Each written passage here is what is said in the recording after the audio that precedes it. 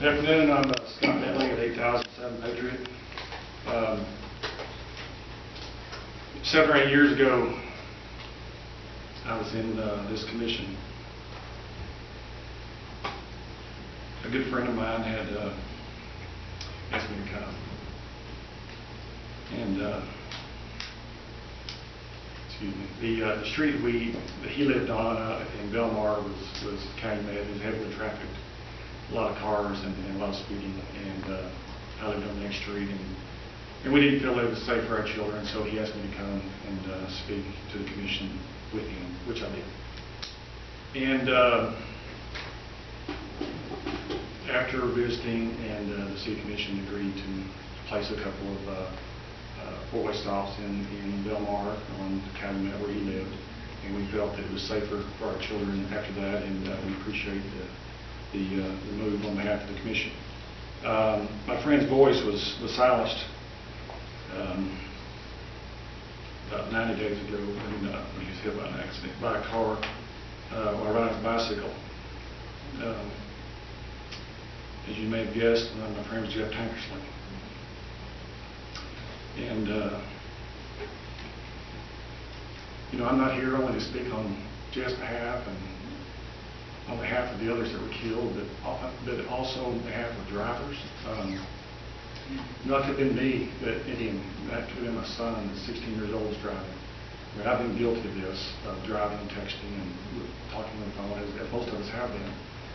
And I just feel that it's important that something be done before more lives are changed tragically than when they were. I mean, the poor kid that hit him, his life was forever altered.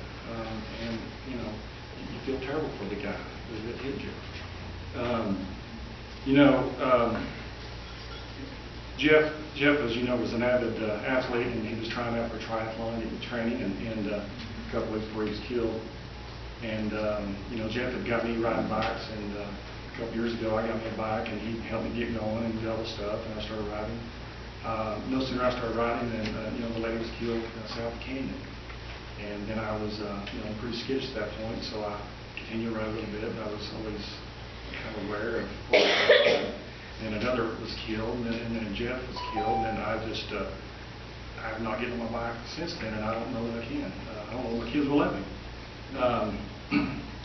I just don't feel safe because of distracted motorists, and I would just like to take it upon myself, or I said I was going to take it upon myself after Jeff's deal to do something, and I was glad to hear that y'all had already started this process. So I'd just like to come and give my support of this handheld ban, and before you know, other lives are altered and changed in this tragic way.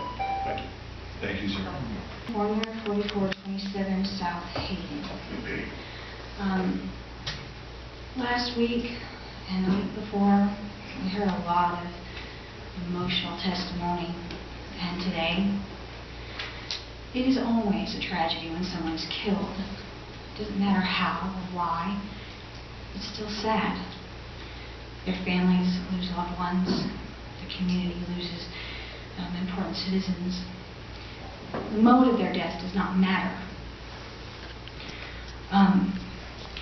I do believe that emotionalism plays a huge role in why this is being pushed.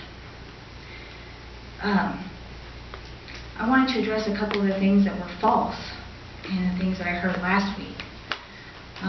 One woman said that there were 1.2 million crashes caused by cell phones every year. That is a blatant falsehood.